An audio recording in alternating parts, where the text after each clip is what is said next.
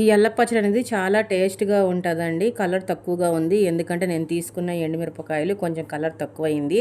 కానీ చాలా చాలా టేస్ట్ ఉంది పచ్చడి. మీరు కూడా ఒకసారి చేసి చెప్పండి. అల్లం పచ్చడి చేస్తున్నానండి టిఫిన్లోకి.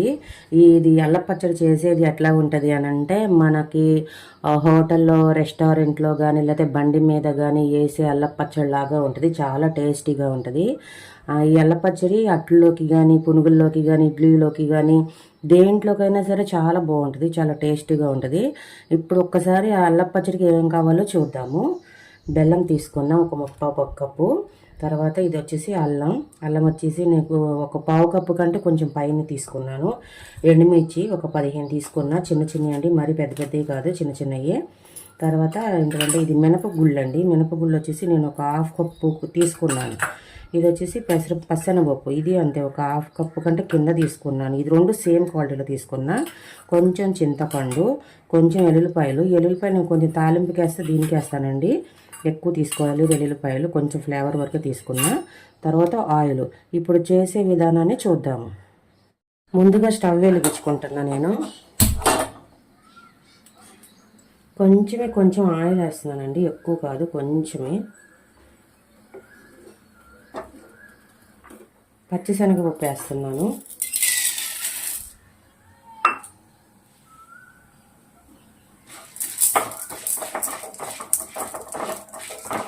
ఈ ఏగుతా ఉన్నప్పుడే నేను మినపగుళ్ళు అండి, ఈ మినపగుళ్ళు కూడా వేస్తున్నాను.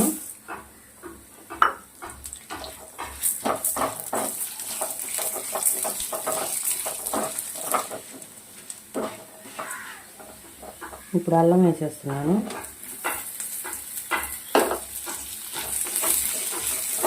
మనకి చూడండి కలర్ అనేది మనకి మారుతుందన్నమాట, గోల్డ్ కలర్లోకి వచ్చేస్తున్నాయి.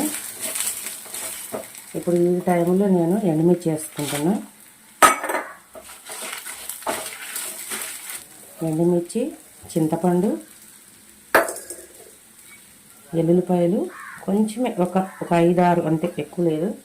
అవి కూడా చిన్నవి అన్నమాట. తర్వాత బెల్లం,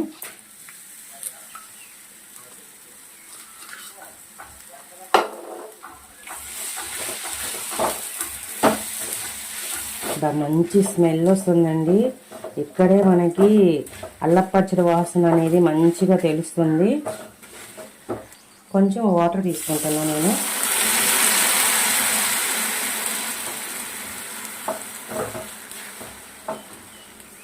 ఎందుకంటే మనం వాటర్ తీసుకోకపోతే అండి మనకి ఎండుమిరపకాయలు అనేది మనకి సాఫ్ట్ అవ్వాలి. వాటర్లో అయితే మనకి మంచిగా సాఫ్ట్ అవుతాయి. నూనెలో అయితే ఏంటంటే అవి ఏగిపోయినట్టు ఉంటాయి, మనకి పచ్చళ్ళలోకి నలగాలి కదండి. అందుకని నేను కొంచెం వాటర్ తీసుకున్నాను. వాటర్ తీసుకోకపోతే బెల్లం అనేది ఏంటంటే తొందరగా పాకంలోకి వచ్చేస్తుంది. వాటర్ తిప్పోసుకుంటే మనకి అంత తొందరగా పాకం అనేది రాకోకుండా ఉంటుంది, బెల్లం కరిగిద్ది అంతే.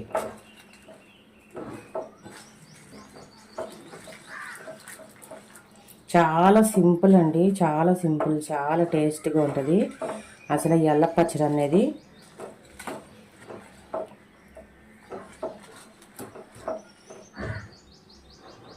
ఇప్పుడు మనం దీన్ని చల్లారి పెట్టుకొని మనం మిక్సీలో వేసుకుందామండి. స్టవ్ కట్టేస్తున్నాను నేను. ఇవి చల్లారిపోయినాయండి. ఇప్పుడు ఇవన్నీ కలిపి నేను మిక్సీలో వేసేసుకుంటున్నాను.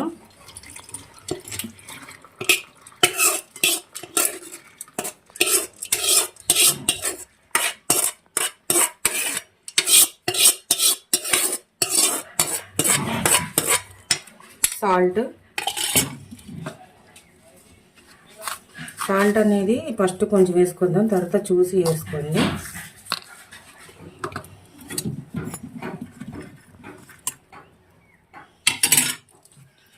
మిక్సీ పెడదాం.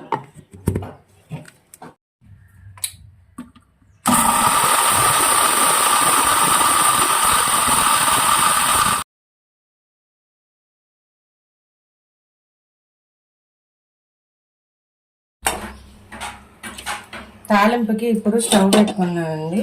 స్టవ్ వెలిగించుకున్నా. ఆయిల్ తాలింపుకి,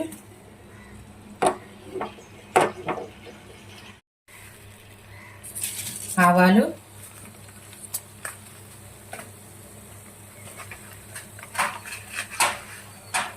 జీలకర్ర అనేది నేను ఇందాక మిక్సీలో వేయలేదండి.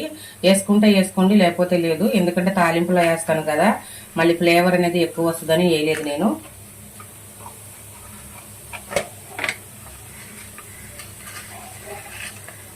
సాయి మినపప్పు,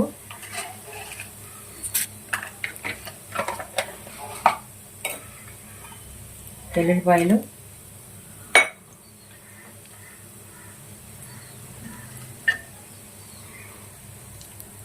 కరివేపాకు,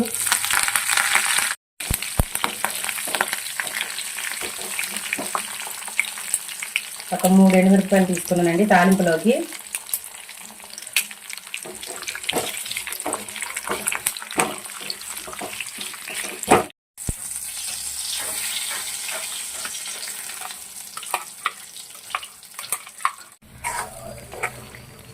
మనకి అల్లం పచ్చడి అనేది రెడీ అయిపోయిందండి.